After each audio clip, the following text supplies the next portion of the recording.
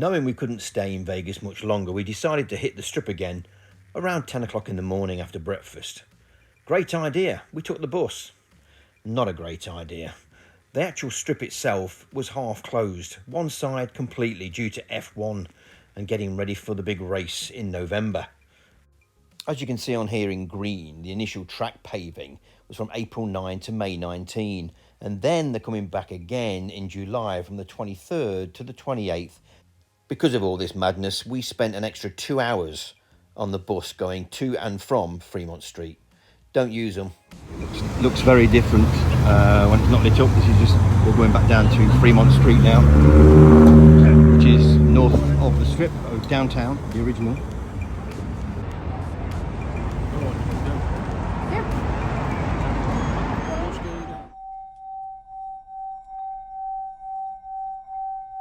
Well, after the real bad public transport facility, we decided to come off and look and get a close-up of the Mirage, because that gets knocked down at the end of this year, I believe.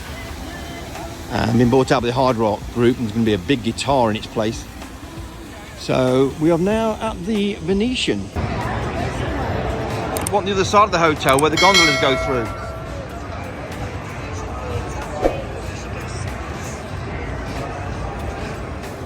No, we're not outside, we're actually inside still, but it's a false sky, which is very good, because as you move, it like kind of moves with you, but hey ho.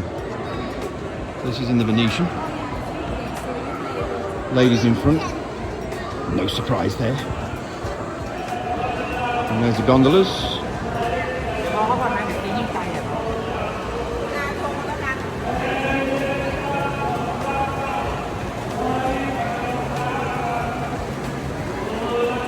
This is not on the ground floor level, by the way. We've actually come up a level for this. It's not downstairs as such.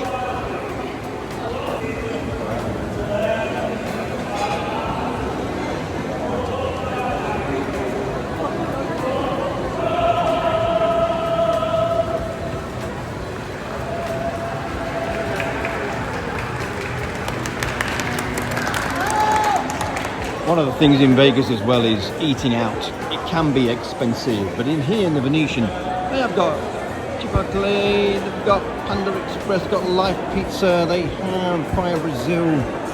I like big ones, who don't? Prime Burger. Yeah, fair bit to actually go on. A couple more down here. What are these here? Blue Saigon, Curry Pot. So yeah, and of course Johnny Rockets down the end. Oh good. Oh, and Popeye's chicken, one of my favourites. So yeah, plenty of fast food if you want it. Tiny bit more than you pay, obviously, outside of Vegas. It's normally around 15 to 20% more. Okay, and we've decided now to walk down to the next bus stop. Public transport rubbish. And just put you in some kind of perspective where we are. There's the Trump Tower in Vegas. Treasure Island. And here is the Wynn. Just to my right up there, look, as you can see. That's the Wynn. And we're walking down to this next bus stop, and you can see the Strat at the end there. Well, we've got another, what? Whew, probably nearly a half a mile after the Strat to where we're going to downtown, to Fremont Street. So if you ever come over to Vegas and you want Fremont Street, it is on the strip, but it's right down the north end. And public transport at the moment is okay, but the traffic system is garbage because of construction on the main road, north to south on the strip. This is just never ending. As we continue the walk, we're now at the Wynn, and that's the new sphere going up. That one there, not finished yet. It's going to be all lit up with LED lights at night time. After a quick leg stretch and a look around the Venetian, it was time to get back on the bus, down to Fremont Street, and enjoy a cold iced latte when we get there. What you're about to see has been edited, as this was something that made me stop and think. For me, the two sides of Las Vegas are about to collide. Now in the downtown district, Fremont Street. Yeah. This is up and down Fremont Street here in front. Pretty sure it is. Denny's there, look. Nobody. Please note this guy here sitting down. And then the reaction of these two guys. I knew something was not quite right.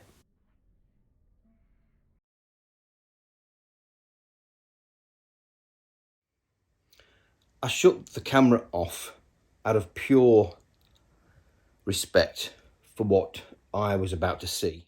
The two guys in that video who you just saw had a reaction that told me that there was something very wrong with the guy in the wheelchair.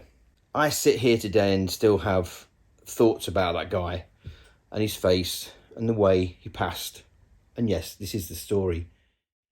He'd been deceased for a fair few hours. I'm no doctor, I'm no medical journalist or whatever. I know nothing about that side of life or death. But I can tell you that that guy had been dead for quite a while. My sister was a nurse for 3 decades plus. And I asked her because she saw the same face I did, and I asked her and she said, yeah, he passed quite a few hours ago. What I remember, and I'm going back 3 weeks ago now, and I had a couple of nights where I've not been able to get off because I've been thinking on how to put this over on my YouTube channel, and if I should put it over. I do believe I ought to, and that is that when I walked by the guy and just happened to look to my left, by this time my wife had walked by, and she's not very observant when it comes to that kind of, she just walked straight by. I looked to my left and I thought, he's passed. He had a real yellow complexion, deep yellow complexion. He was emitting from his mouth, from his nose. There was a massive wet patch all over his bottom half where obviously his body had gave up and done what a dead body does, which was stained up. His last meal was on his right hand side in a box. Someone or he'd gone out and bought obviously his own and last meal before he passed. So it's got me thinking, Vegas and its vagrants and its homeless and its rich and super poor. I didn't expect to see that side of Vegas when I was there, especially being so near Fremont Street. This is how I see it. Here was us walking down onto Fremont Street with dollars in pocket, credit cards we can spend, good nice clothes, even new stuff I bought to go to the US. We'd spent a fortune to get over there, and I saw a dead body of someone who died with nothing on Fremont Street. And here's me and my little crew of 3 others who had everything at that time. Now, the 2 guys who reacted before I got there, they actually must have worked for the D Hotel as subcontractors, I'd guess. They were doing laundry or whatever. You've seen in the white plastic bags. They reacted in the way that they did, and I do believe they were the ones who actually informed the D that they had a dead body in a wheelchair, basically leaking fluid all over the place at that particular time of day, which was obviously not great for tourism. Jeez, it saddens me. I could be that person. Everyone's only one step down a curb to poverty. And it makes you wonder what family he had. If there's any family out there, do they now know? Did he die as a John Doe? Did he have any ID on him? Have they found out who he was? I've emailed the D down on Fremont Street. 0 response so far from their social department. They reacted because I saw 3 guys in black attire with D emblems passing us, rushing around the corner from Fremont Street from their side entrance, going up to where that guy was, where he passed. And I only asked them out of respect, did they find out who the guy was? You know, was it reacted to straight away? Did his body get removed straight away? If they know his name, could I have it to send condolences to his family? I saw how he was when he died. I'm glad it happened to me because it woke me up. It woke me up, and it made me think very deep about vagrants and the homeless in one of the richest cities in the world that takes billions and billions of US dollars from gambling. Yet right outside one of the poshest hotels down on Fremont Street, a guy died in his wheelchair, not known, no one cared. How many people passed that guy before anything was done?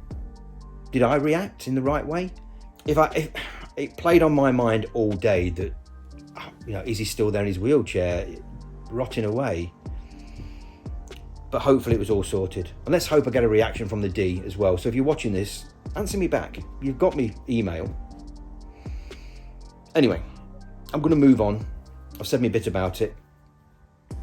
Very sad. Very sad. Back to the good times of Fremont Street.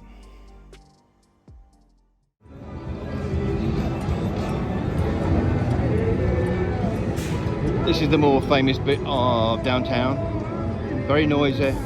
Any of the hotels you stay in have all got bad reviews for being noisy till 3 in the morning. 7 hours, 3 till 10, and it's back to not loud music everywhere.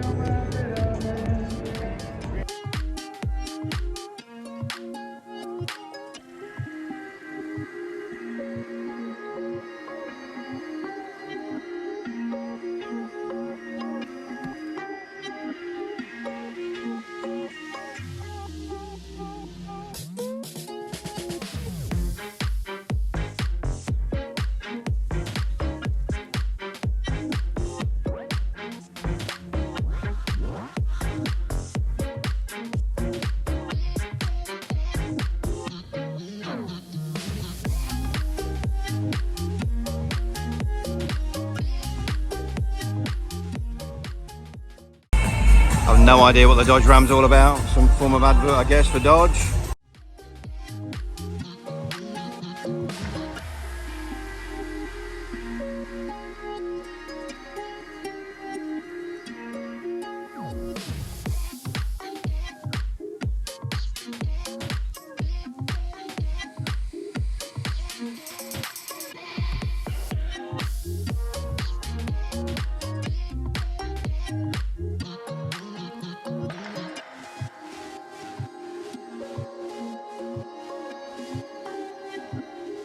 Now, if you're wondering what those circles are on the floor there, they're entertainers' circles. They are not allowed to come out of that circle towards you.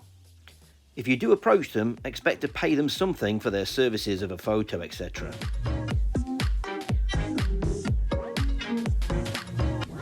Boobs out to bums out. It has it all on Fremont Street.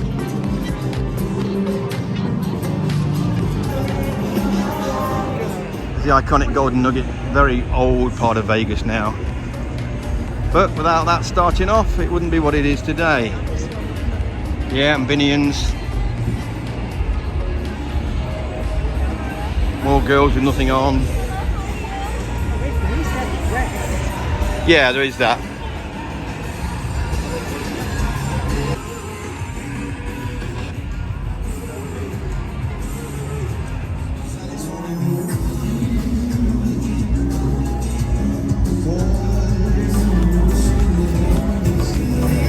Circa was famous back in the day as well.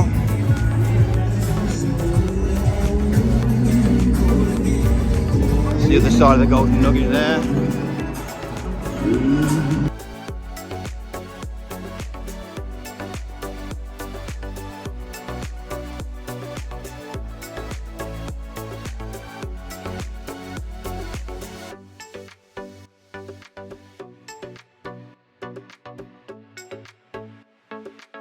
Well, they say that if you come to Vegas, you've got to experience Fremont Street, and if you don't, then you ain't done Vegas. So we did it. We walked through it. That is Vegas for you in a nutshell, folks. You got to do Fremont Street. The bus to get down here was 45 minutes. Wow. All because of roadworks, like I say. But it is what it is. So I hope that's made it worthwhile. Nighttime it looks completely different again, but this is during the day here on Fremont Street. As you can see, it's not dark. Live bands are here. They are on stage every night, or virtually every night, I've been told. So there's the Golden Gate to the left. Hey look, if you're not in casinos and you're not into loud music and you're not into being around people, do not come to Fremont Street. Simple as that. you know. But if you want to get out of that nutshell after 3 years of the big C, this is the place to be.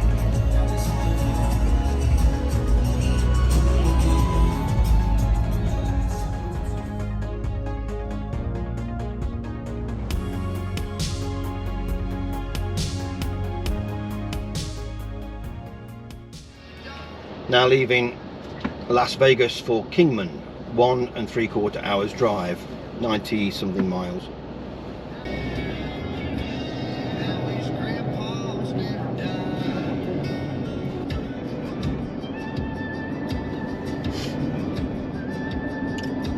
In 3/4 of a mile, be in either of the 2 left lanes, then turn left on County Road 215 East. We realised by now we were running a bit late into Kingman, but we got there eventually, be it dusk or not. Getting to the hotel was a cinch. This sat-nav's brilliant. It's actually doing everything we wanted it to do. Anyway, Kingman it is. Get something out to eat as we got to Kingman, but first get booked in to the Days Inn. Traffic light. Yeah, well, that's why that truck's let me go, look, left the gap. Because he knows that to turn these mother truckers, you need a bit of space. I'll give them the bit of space they need.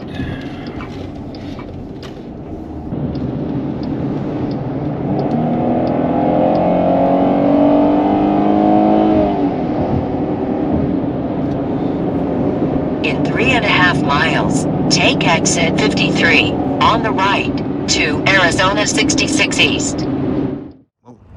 Made it just as the sun goes down to Days Inn in Kingman. Very nice looking hotel actually. Live with that. So get booked in, get these suitcases in and get out for something to eat. Well, we fancied a Denny's. I asked the lady in reception. She said there was 2.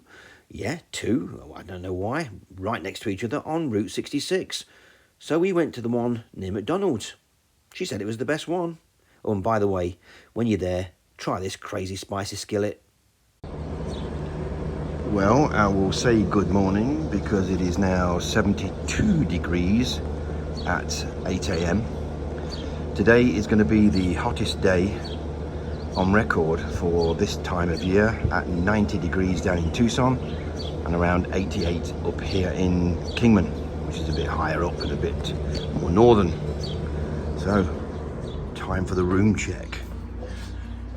Decent sized telly, we have a fridge, we have a microwave, standard, table, standard.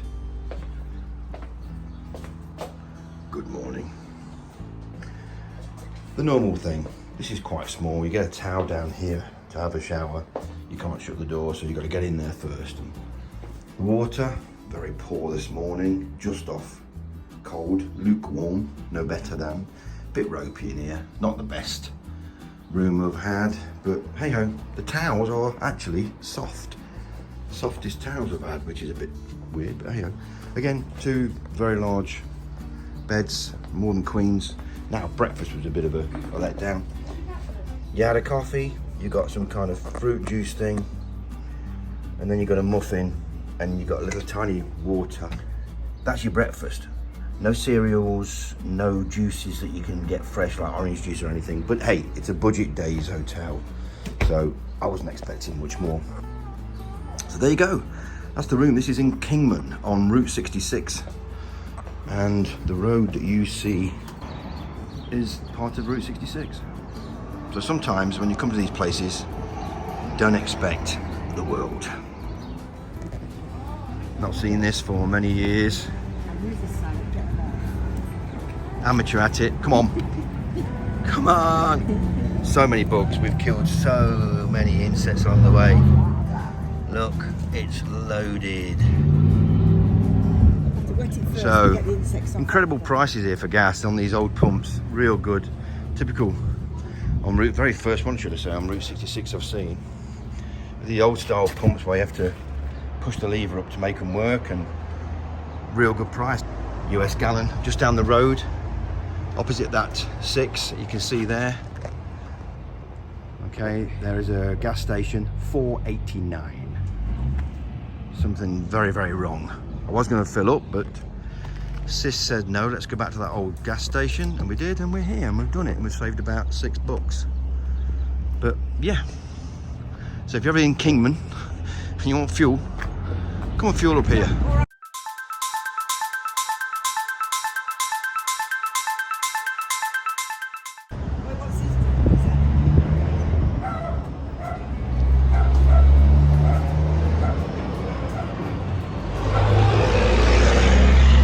And in that gift shop there where you go and pay, there is some real nice stuff. I just bought myself a mug and some other bits and bobs, so yeah, real good. And this is really well finished off. There you go. Cheap gas in Kingman.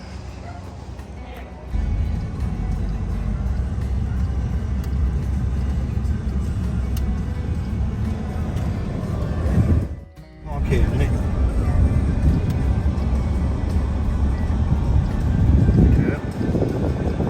Again, there's the Kingman sign that we'll be driving through in just a moment. Then there's a lot to see here in Kingman, because you've got the Mojave Museum across there of arts and whatever, and then back here you've got the Santa Fe Museum, and then across from that you've got another museum which we're going to go to, the Route 66 Museum. So yeah, again, beautiful blue sky day. And here is memorial to people who served in Vietnam and places. So just so you know where this route is in Kingman, that's where we've just been, which is across the road from us now. So that's the one to look out for. Canada Mart gas station. So let's have a look at these memorials now. Korea 50 to 53. And then Vietnam War. These were Major Arn and Captain Burnside from Kingman.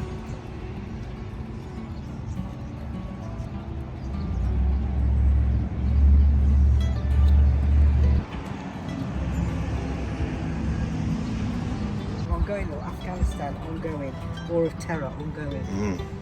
Then you've got the Air Force, of course.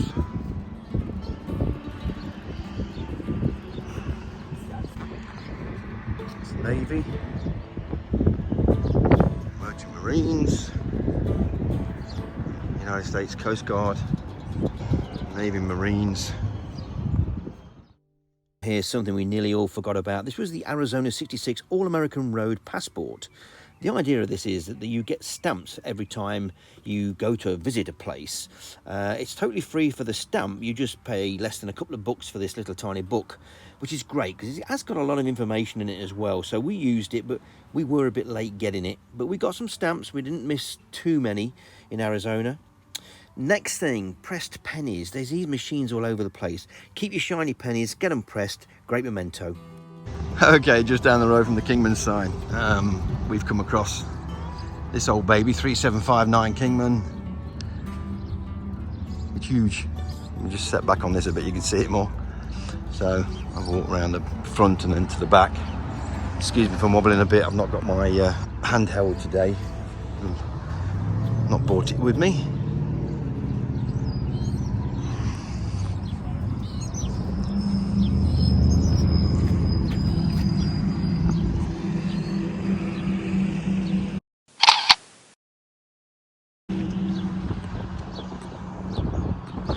So yes, if you like your trains, this is a big beast. There's no two ways about that.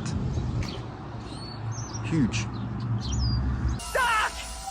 Doc! Party! It runs on steam!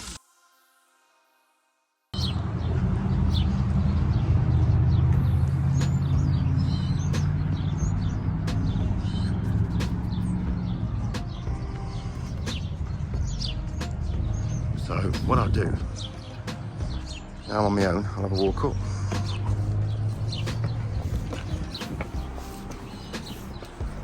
And there you go. Oh boy. Jesus. You can see that through there. Little burner. Yeah. I won't get down the other side, I'll go back down where I come. Very steep steps these. This is this first step. There you go.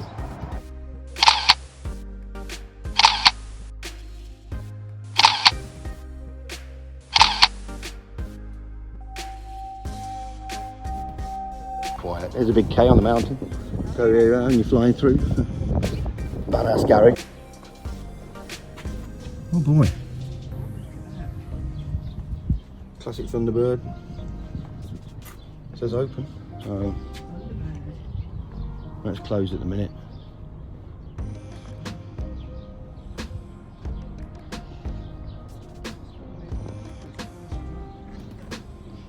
What? Well, a shame, but it's it says it opens at 8:30, but it's closed.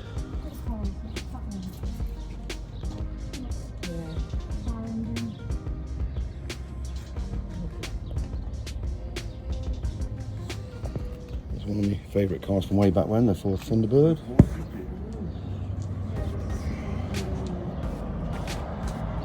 Okay. Fire engines and stuff. Oh yeah, going that size. I don't know if you can see them. Yeah, it says open at 8:30, but supercharger.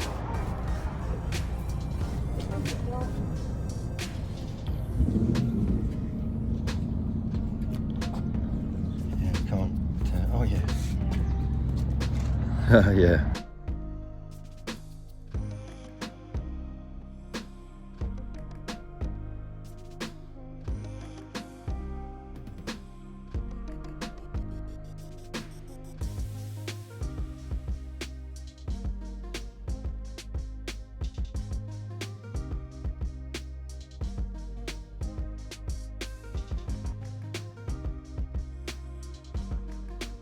It's all well done. Looks nice. How you doing?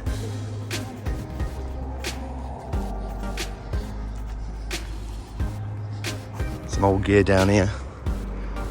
I suppose if the price is right.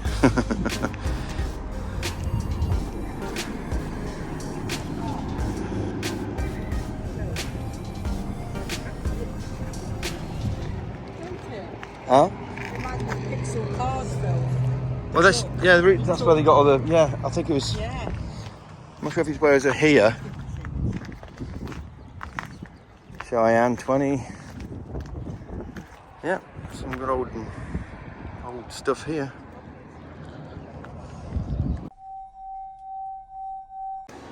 We've stopped off at a place called Liquid. It's a coffee house here in Kingman. Something different.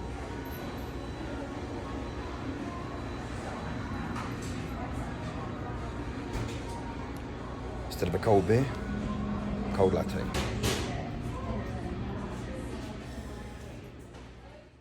And that's all, folks.